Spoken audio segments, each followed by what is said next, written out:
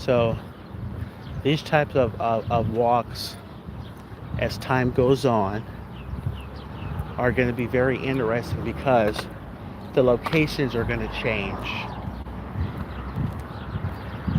Right now, I'm in the Middle East. In the summertime, I am scheduled to be in Thailand, and then also Kenya. That should be really interesting. Getting a chance to go out and kind of show people what it looks like. I've walked in some really interesting places, or doing morning walks. I'm an expat. I'm originally from America, and now I've lived in a lot of different places, traveled to a lot of different countries, and so for anybody that's interested in the expat path, or anyone that's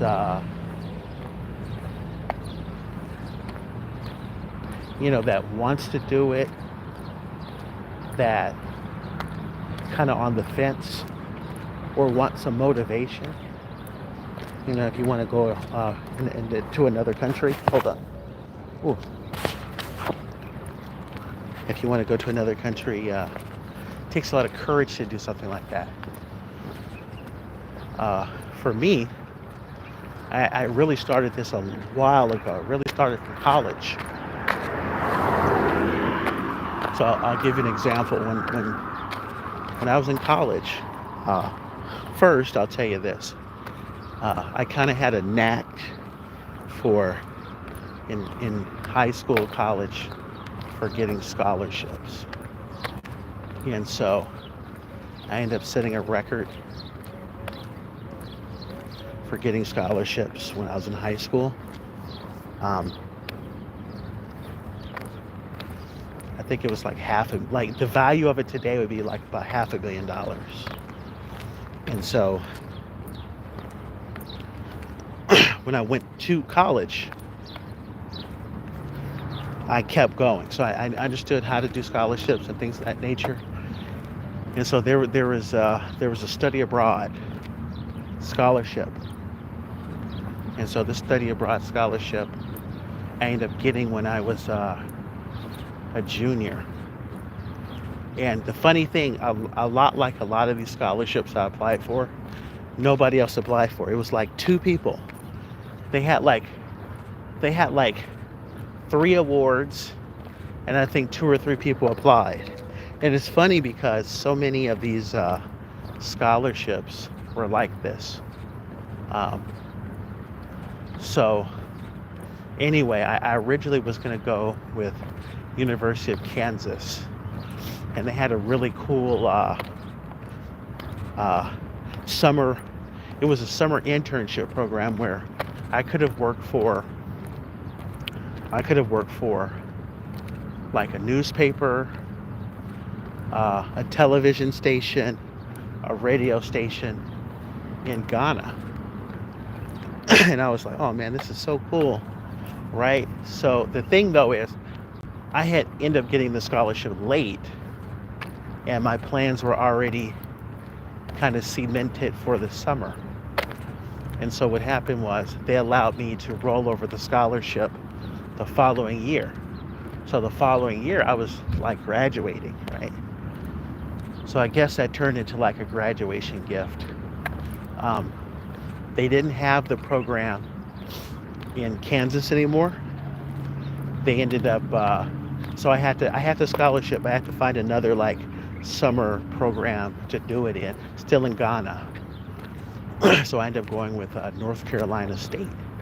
So North Carolina State it was just like a program where you're just like taking classes.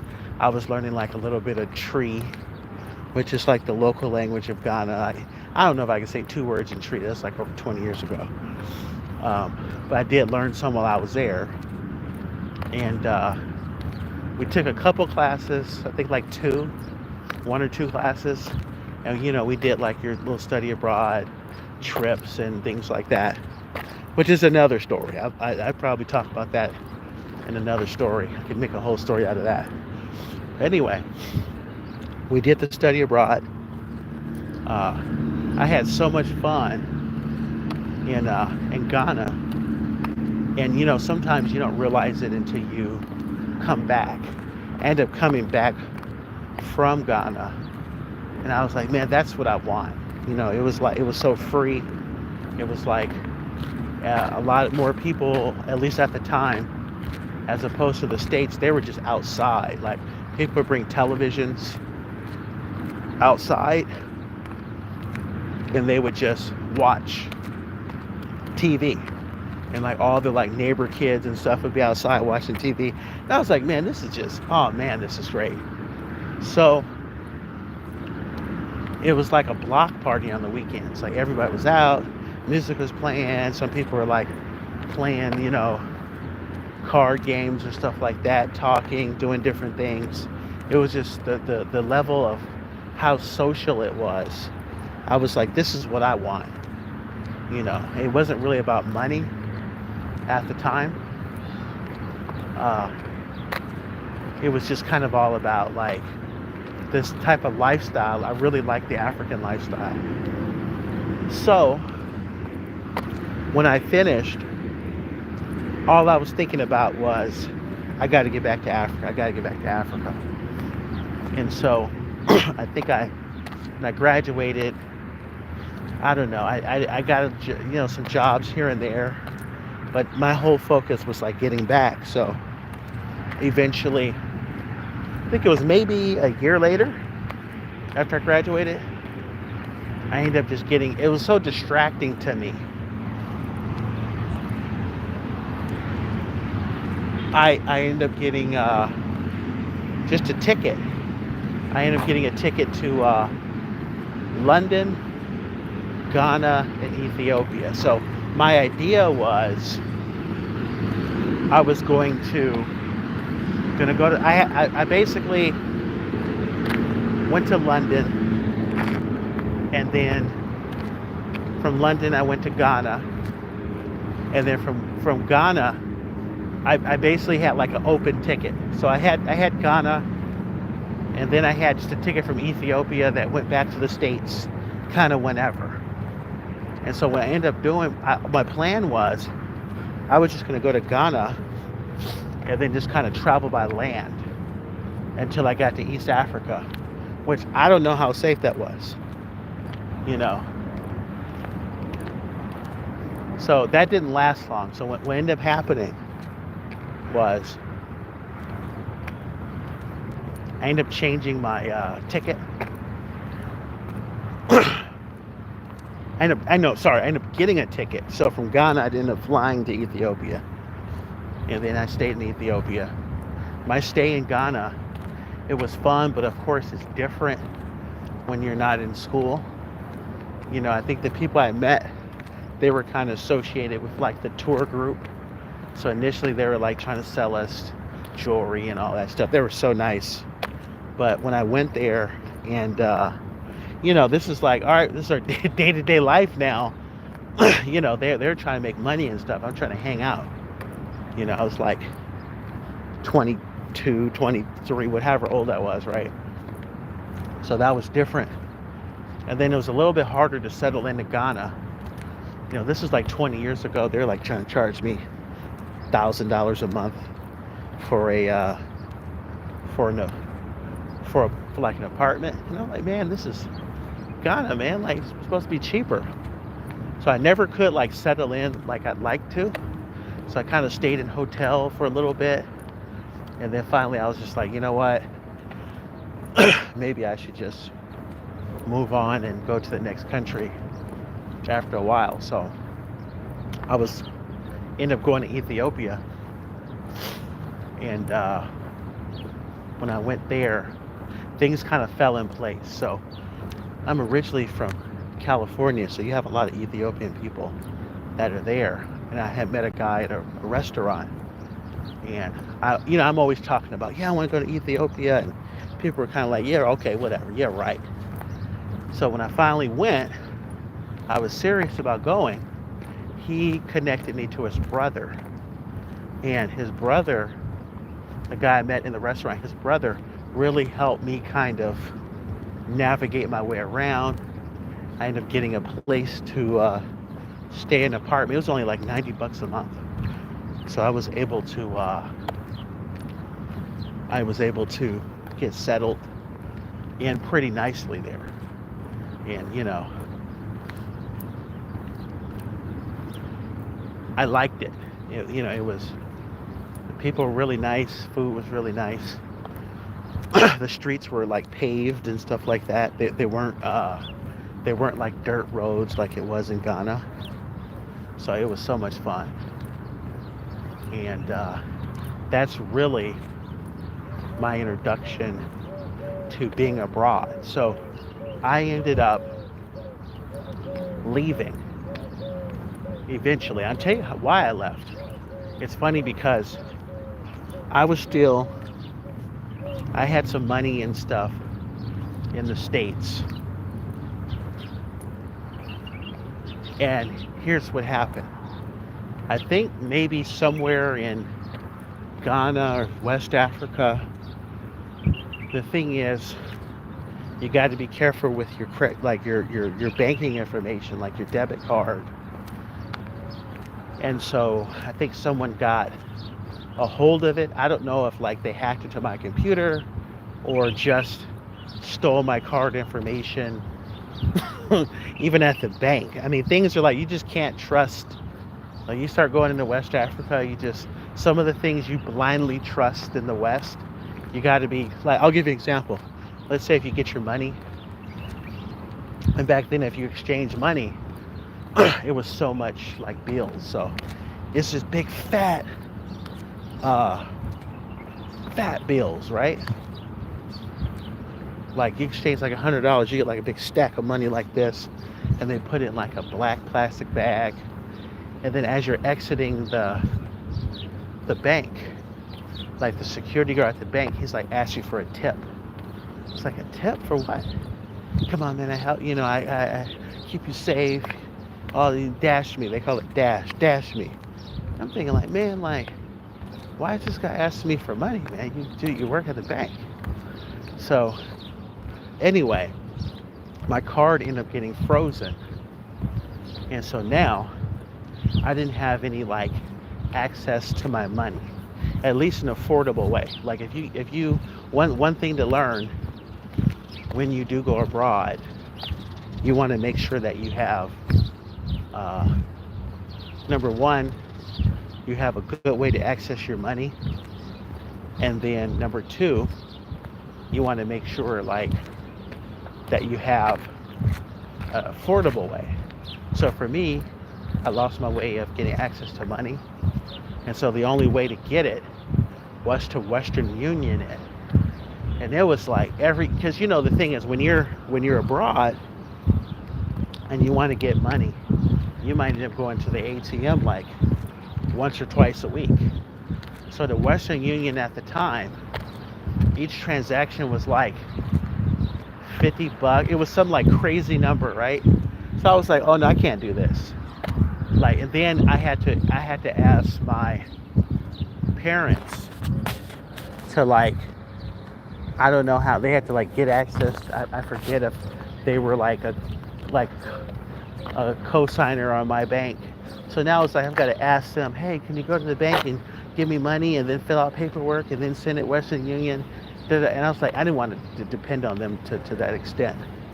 So that could start causing a problem getting access to my money. And so I ended up having to go back just for that, just because I had some issues with like the money that I had access to getting tied up and not getting access to it. So a couple of lessons to be learned when you do go abroad. You want to make sure that that you have a backup plan. Like what I do now is I have multiple bank cards. I have like my main one. I have like a backup card just in case like I've gone to ATMs before in other countries and your card gets stuck in the ATM machine.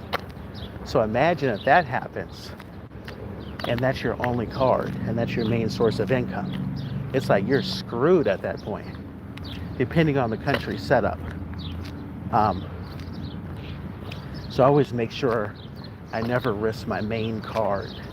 I always have like a kind of transfer from my main account to like a secondary account, and then that is the one that I use.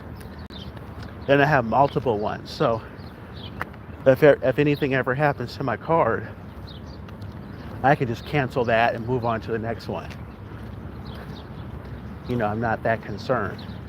And then here's the thing, when you go overseas, sometimes when you use your banking card, it doesn't work. Sometimes it just doesn't work for their machines there. And you may have to switch to a different card. You're like, okay, this card works.